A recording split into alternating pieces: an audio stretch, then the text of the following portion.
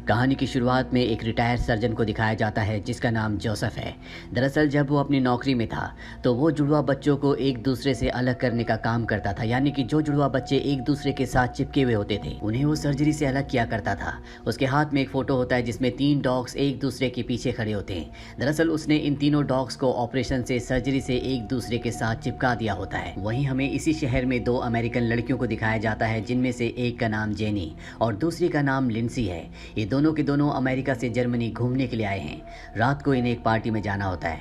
ये एक कार किराए पर लेते हैं और पार्टी के लिए निकल पड़ते हैं, पर रास्ता बहुत ही सुनसान होता है, जंगल का होता है। ये दोनों रास्ता भूल जाते हैं और तभी इनकी गाड़ी का टायर पंचर हो जाता है। अब ये दोनों के दोनों जंगल में हैं, इसीलिए इनके मोबाइल में कवरेज नहीं आता, ये किसी को फ़ोन नहीं कर पाती। इसीलिए अब इन्हें यहाँ पर मदद के लिए कुछ ना कुछ करना होगा। ये फैसला करते हैं कि ये आसपास किसी घर को ढूंढेंगी। ये दोनों के दोनों जंगल की तरफ बढ़ चलती है और तभी इन्हें घर में रोशनी दिखाई देती है। और इससे पहले कि ये घर तक पहुंचते यहाँ पर बारिश हो जाती है, दोनों के दोनों भीग जाते हैं। अब ये उस घर के दरवाजे को नॉक करते हैं और अंदर से प्रोफेसर जोसेफ बाहर निकलते हैं। वो इन दोनों को बोलते हैं कि तुम्हें क्या चाहिए।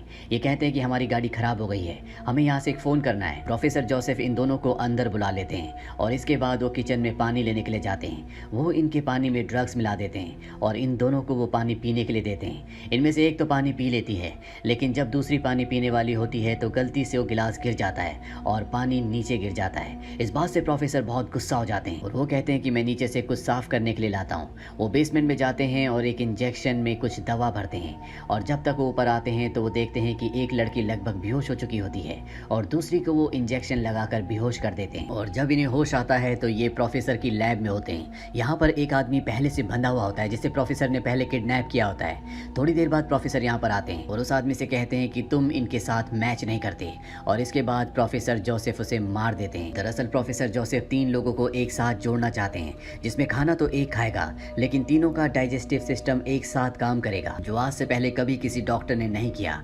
दरअसल प्रोफेसर जोसेफ अब पूरी तरह से एक साइको बन चुके हैं। कुछ दिनों बाद वो यहाँ पर एक दूसरे आदमी को लाते हैं जो जैपनीज होता है और उसे भी इनके साथ वाले बेड पर बांध देता है। वो इन तीनों को बताता है कि मैं तुम तीनों को एक साथ जोड़ दूंगा, तुम्हारे घुटनों के लिगामेंट्स को हटा दूंगा जिससे तुम कभी भी खड़े नहीं हो पाओगे। ये सुनने के बाद ये तीनों के तीनों डर जाते हैं। अब प्रोफेसर जोसेफ एक एक करके इन्हें बेहोशी का इंजेक्शन लगाने लगता है, पर इससे पहले कि वो लिंसी को इंजेक्शन लगाता वो अपने हाथ खोल देती है और यहाँ से भाग जाती है।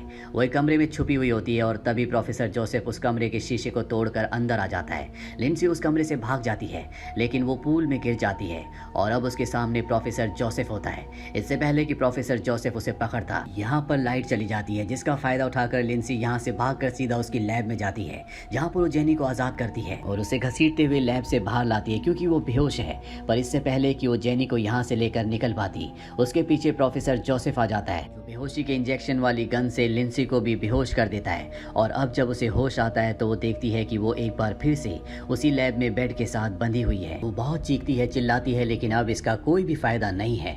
कुछ ही देर बाद वो अपना ऑपरेशन शुरू कर देता है जो कि काफ़ी घंटों तक चलता है और अब ऑपरेशन खत्म हो चुका है। इस ऑपरेशन के कुछ दिनों बाद दिखाया जाता है कि ये तीनों के तीनों एक दूसरे के साथ जुड़े हुए हैं। सबसे आगे जैपनीज आदमी होता है, उसके पीछे लिंसी और सबसे पीछे जेनी। ये तीनों के तीनों एक दूसरे से चिपके हुए हैं, यानी कि जैपनीज आदमी की जो बैग है उसके साथ उसने लिंसी के मुंह को चिपका दिया है और लिंसी की बैग के साथ उसने जेनी के मुंह को चिपका दिया है। अब ये उन्हें खड़ा करने की कोशिश करता है पर जख्मों की वजह से वो खड़े नहीं हो पाते, उन्हें दर्द हो रहा होता है। प्रोफेसर इनके साथ जानवरों की तरह सलूक करता है। साथ ही यहाँ पर लिंसी की तबीयत खराब हो जाती है क्योंकि इनका डाइजेस्टिव सिस्टम अच्छे से काम नहीं कर रहा होता और वो तय करता है कि उसे लिंसी को यहाँ से बदलना होगा, यानी कि उसे रिप्लेस करना होगा। लिंसी की जगह किसी और को यहाँ पर फिट करना होगा।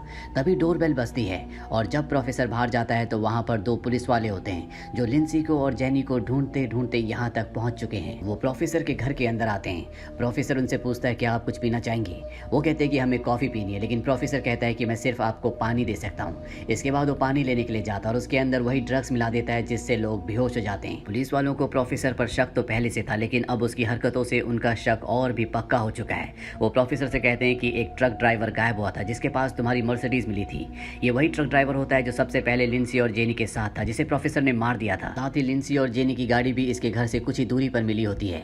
पुलिस वाले से कहते हैं कि तुम्हारे घर से कुछ लोगों ने लड़कियों के चीखने की आवाज़ें सुनी है। ये सुनकर प्रोफेसर को गुस्सा आ जाता है और वो उन्हें पानी पीने के लिए कहता है, लेकिन पुलिस वाले समझ जाते हैं कि इसमें कुछ ना कुछ मिला हुआ है, इसीलिए वो गिलास को गिरा देते हैं। प्रोफेसर प्रोफेसर कहता है कि मैं साफ करने के लिए कुछ लेकर आता हूँ। वो नीचे जाता है और इंजेक्शन में बेहोशी की दवा भरता है, लेकिन जब वो ऊपर आता है तो उसका पर्दा फाश हो जाता है। पुलिस वाले उस इंजेक्शन को देख लेते हैं। प्रोफेसर कहता है कि तुम इस तरह किसी भी शरीफ आदमी के घर आकर उसे परेशान नहीं कर सकते, इसके लिए तुम्हें वारंट लाना होगा। दोनों पुलिस वाले यहाँ से वारंट लेने के लिए चले जाते हैं। इसके बाद प्रोफेसर अपनी लैब के उस कमरे में जाता है जहाँ पर उसने उन तीनों को रखा हुआ है, पर वहाँ पर वो सेंटीपेड यानी कि वो तीनों नहीं होते, वो छुप गए होते हैं। और जब प्रोफेसर उन्हें ढूंढ रहा होता है तो वो उसके पैर पर हमला करके उसे बुरी तरह से जख्मी कर देते हैं। वो नीचे गिर जाता है और इसके बाद ये सेंटीपेड यानी कि ये तीनों लोग सीढ़ियों से ऊपर जाते हैं। प्रोफेसर भी घुटनों के बल घिसटता हुआ ऊपर इनके पीछे आता है। ऊपर जैपनीज उस कांच को तोड़ देता है जो उसके सामने होता है, और इससे पहले कि प्रोफेसर इन तक पहुंचता जैपनीज अपनी जान खुद ले लेता है। वहीं बाहर वो दोनों पुलिस वाले भी आ चुके होते हैं, घर के अंदर दाखिल हो जाते हैं और दोनों अलग अलग प्रोफेसर को ढूंढना शुरू कर देते हैं। इन दोनों पुलिस ऑफिसर्स में से एक की हालत खराब होना शुरू हो जाती है, क्योंकि पिछली बार जब प्रोफेसर ने इन दोनों को पानी दिया था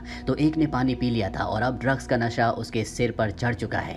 वहीं दूसरा सीनियर पुलिस वाला सेंटीपेड तक पहुंच जाता है, जिनकी हालत बहुत ज्यादा खराब होती है। अब वो प्रोफेसर को ढूंढ ही रहा होता है कि वो देखता है कि प्रोफेसर उसी के सामने बैठा है। प्रोफेसर के पास दूसरे पुलिस वाले की गन होती है, जिससे वो पुलिस वाले पर गोली चला देता है, पर इससे पहले कि पुलिस वाला मरता वो प्रोफेसर जोसेफ को गोली मार देता है, जिससे उसकी मृत्यु हो जाती है।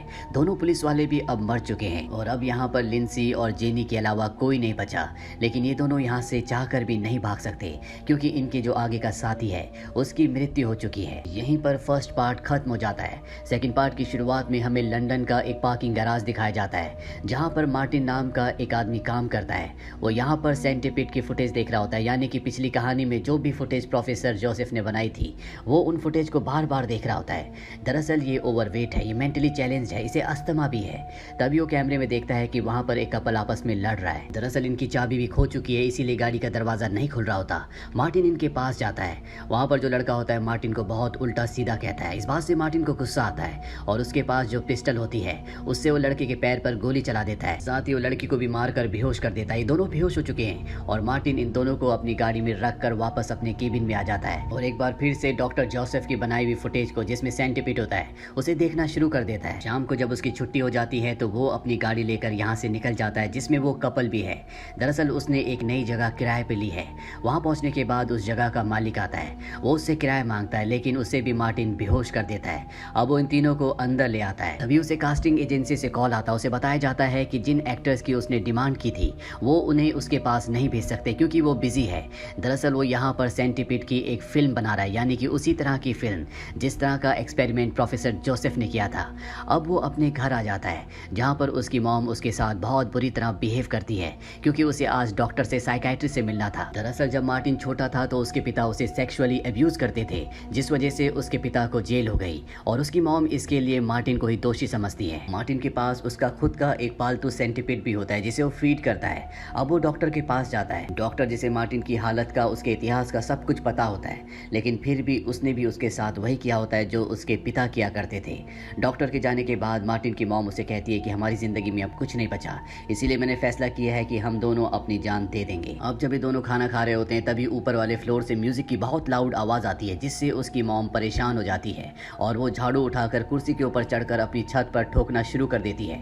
कुछ ही देर बाद ऊपर से एक पहलवान नीचे आता है जो बहुत गुस्से में होता है और वो देखता है कि वहाँ पर मार्टिन है। वो मार्टिन को बहुत बुरी तरह से मारता है। मार्टिन अपने आसपास के लोगों के एक्सपीरियंस की वजह से इंसानों से अब नफरत करता है और साथ ही वो डॉक्टर जोसेफ की तरह कपड़े पहनना भी शुरू कर देता है। वो कई बार उनके रिकॉर्डेड फुटेज को देखता है, साथ ही वो उन स्केचेस को जो डॉक्टर जोसेफ ने ऑपरेशन से पहले बनाई थी वो उन्हें भी कॉपी करता है और इसके बाद वो उस जगह जाता है जहाँ पर उसने सारे बंदियों को रखा हुआ है। वो सबको एक लाइन में लगा देता है और तभी उसे कास्टिंग वालों का कॉल आता है। वो बताते हैं कि जिस एक्ट्रेस की तुम्हें ज़रूरत है वो अब ऑडिशन पर आने के लिए तैयार है। दरअसल उसने उसे झूठ कहा था कि वो एक बहुत बड़े डायरेक्टर का असिस्टेंट है जो कि सेंटीपेड मूवी बना रहा है और अब एक्ट्रेस ऑडिशन के लिए आना चाहती है। इस बात से मार्टिन खुश हो जाता है। मार्टिन जब घर जाता है तो उसके कमरे में अंधेरा होता है। तभी उसकी मॉम आती है और चाकू से उस पर हमला कर देती है, लेकिन मार्टिन वहाँ पर नहीं सोया होता। वो देखता है कि उसकी मॉम उसे मारना चाहती है।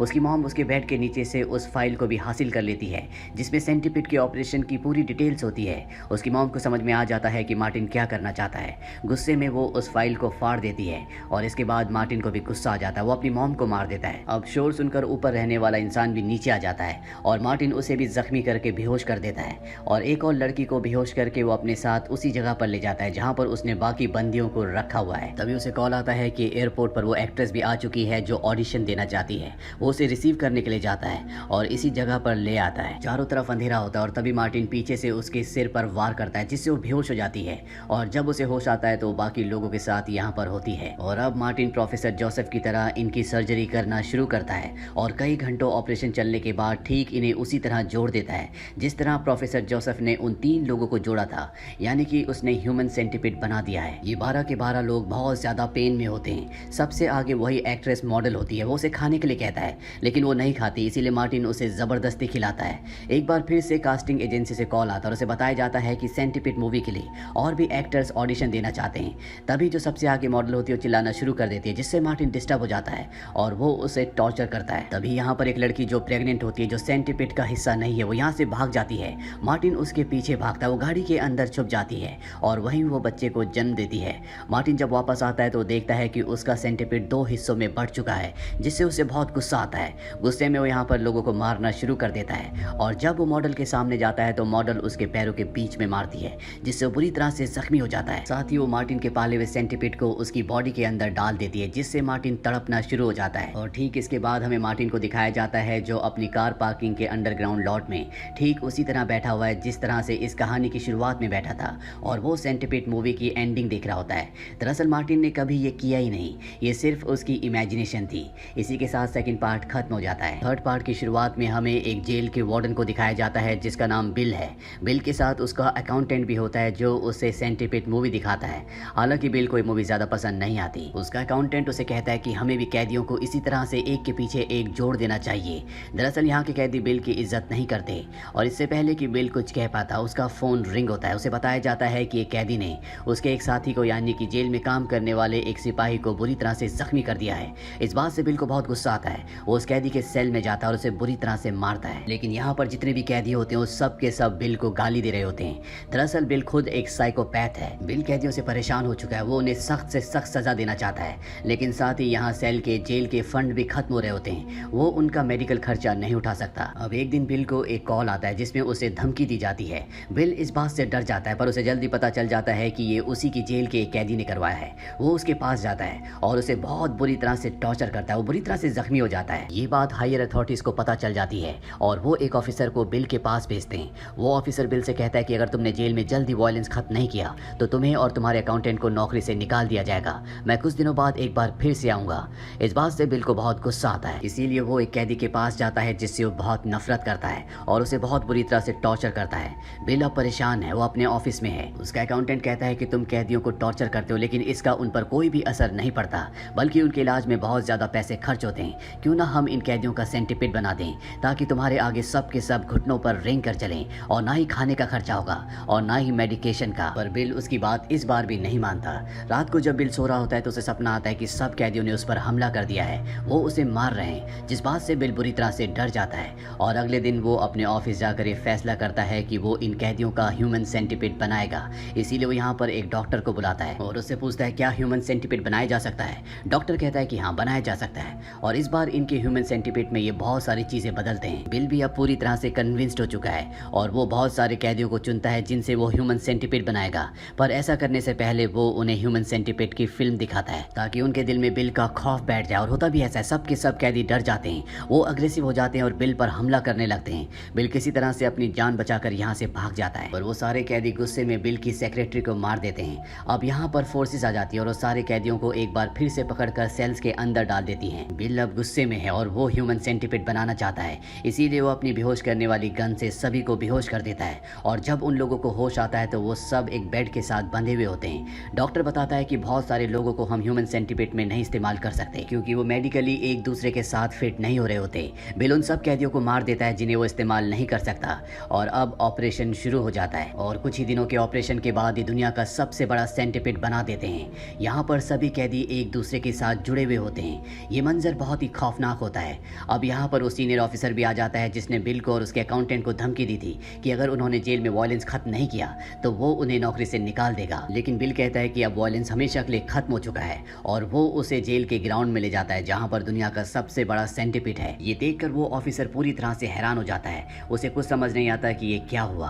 बिल उसे बताता है कि अब हमें कैदियों की देखभाल करने की कोई जरूरत नहीं है, यहाँ से कोई भाग नहीं सकता और ना ही हमें इनकी खुराक पर पैसे वेस्ट करने की जरूरत ज़रूरत है। हमने इनका ऑपरेशन करके इन्हें इस तरह से जोड़ा हुआ है कि जब भी किसी कैदी की सज़ा खत्म हो जाएगी तो उसे इस सेंटीपीड से अलग कर दिया जाएगा और बाहर की दुनिया में छोड़ दिया जाएगा। वो नॉर्मल अपनी ज़िंदगी पहले की तरह जी सकता है। यहाँ पर उसने और भी बुरा किया होता है। उसने कुछ कैदियों को कैटरपिलर बना दिया होता है, यानी कि उनके हाथ और पैरों को उनके शरीर से अलग कर दिया होता है। ये सब देखकर ऑफिसर, दरअसल ये ऑफिसर नहीं बल्कि गवर्नर है, उसे बहुत गुस्सा आता है और वो बिल को और उसके अकाउंटेंट को सजाए मौत देकर यहाँ से निकल जाता है। बिल इस सजा से पूरी तरह से परेशान हो जाता है और वो डॉक्टर को और अपने अकाउंटेंट को मार देता है। अगले पल यहाँ पर ऑफिसर यानी कि गवर्नर दोबारा आता है और बिल से कहता है कि तुम्हारा आइडिया बहुत अच्छा है, अमेरिका को इस तरह की सजा की जरूरत थी। लेकिन बिल अब उसे भी गोली मार देता है ताकि इसका पूरा क्रेडिट उसे मिल सके। और अंत में दिखाया जाता है कि बिल कैदियों के बीच में है और वो बहुत खुश है। इसी के साथ ये तीसरा पार्ट भी खत्म हो जाता है। तो ये थी द ह्यूमन सेंटीपेड के तीनों पार्ट्स की कहानी। उम्मीद करते हैं कि ये कहानी आपको पसंद आई होगी।